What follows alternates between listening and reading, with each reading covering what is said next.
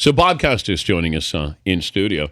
And I haven't heard a lot about you in a while. So what have you been up to here lately? Wait a minute. This seat is obviously meant. Is there? Whoa, sir, you need a lube job. We can elevate your car here. All right. Yeah. Okay. Yeah. Get situated here. I'm situated. All right. So a full introduction. Bob Costas joining us in the man cave here. How's life been since you've been back? Not bad. What's the reaction been to when people see you? Strangers. How are the eyes? How's the eyes? Glad to see you back. You look better. They told me when they diagnosed this, at first they thought that it might have been a bacterial infection, which would have had a 3 or 4 day run. And then as soon as it jumped from the left eye to the right, they knew it was viral conjunctivitis. And they said, this is a particularly nasty case, and it's likely to have a run of 2 to 3 weeks. And I said, you realize that's exactly the duration of the Olympics. And it came on the very first day.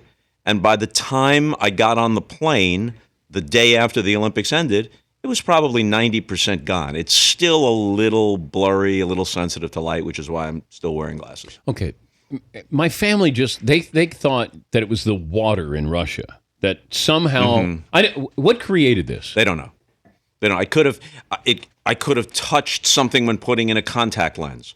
I could have touched a door handle. I mean, one theory is that, you're in a country you haven't been in before. There are different strains of germs there that you're not resistant to in your normal environment. That's one theory. But at what point do you say, I'm going to go back out there, even though my eyes look like this? It wasn't so much how they looked, although it did get to where it was kind of horrific, but it was whether I could function or not. I did it for 5 days, and it got progressively worse from Thursday through Monday. The first Monday was the last day I was on the air. And then during that broadcast, my eyes were so blurry and so sensitive to light that it was just becoming more and more difficult. I was blinking madly, and without getting too graphic about it, there's a watery film that builds up when you have this. And so when I would blink, that would make me blurrier still because that film would go over the eye.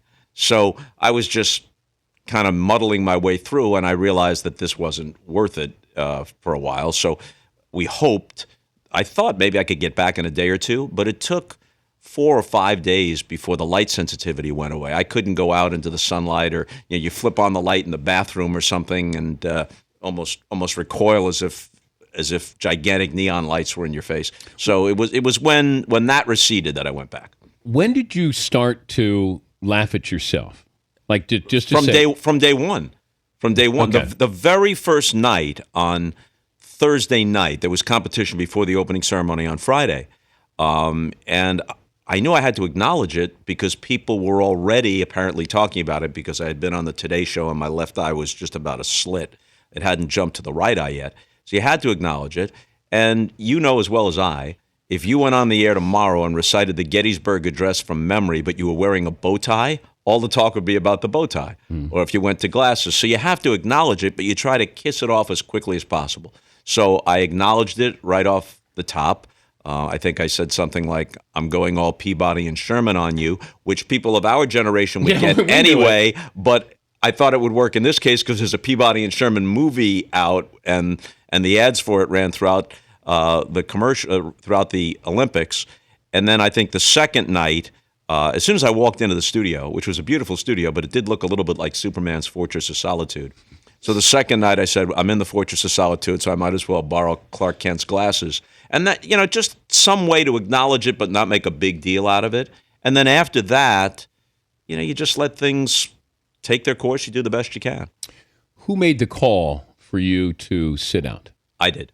I went to Jim Bell on that Monday night, and I said, you better get somebody up in the bullpen. And then it was his call that it would be Matt. And then when Matt needed some time off after doing double duty, that it'd be Meredith, and then back to Matt for Sunday night. And I told Jim on Friday that I thought I could probably make it back the way the thing was progressing, probably make it back on Monday. And that's what happened. And when I came back on that second Monday, I wasn't 100%, but I was able to function. What did you do during the days when you weren't on the air? Well, without making this sound like it was the worst thing that ever happened, because they diagnosed it right away. They said, you're going to be uncomfortable. You're going to be sensitive to light. There's no long-term threat to your eyesight. It's going to run its course, blah, blah, blah. It's just terrible timing. So it wasn't like I was in really dire straits, but I had to be in a darkened room for a while because I was light sensitive. And they were kind enough to hook up the feed from New York to Sochi. So with a 9-hour time difference, I could watch not only all the NBC platforms, I could see you and Al on NBCSN. Yeah. I could see Matt and Meredith filling in. It was 5, 6 o'clock in the morning, but it didn't make any difference because I could sleep whenever I wanted. Yeah. So I was sleeping from 10 in the morning till 4 in the afternoon one day and different times on other occasions. And I was also able to get the mothership. And so I must admit that there was a moment where I turned away from Matt Lauer and watched my alma mater, Syracuse, pull one out against Kansas State. Was it Kansas State? No, North Carolina State. I can't take my eyes off Matt Lauer, so you were able to. I was.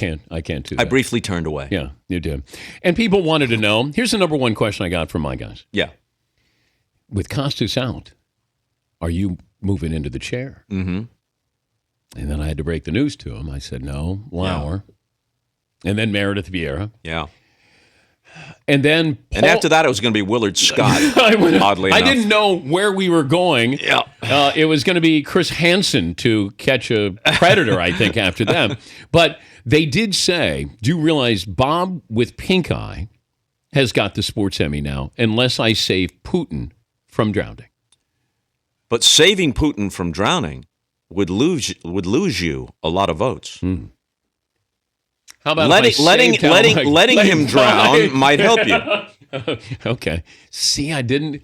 Now I take it back. When Putin was in the Black Sea and keep this in mind, as you well know, Dan, the upcoming sports Emmys in April or May or whenever they take place. Oh, act like you don't know. Are for 2013. So nothing that happened in 2014 will be considered until a year from now, by which time memories will fade.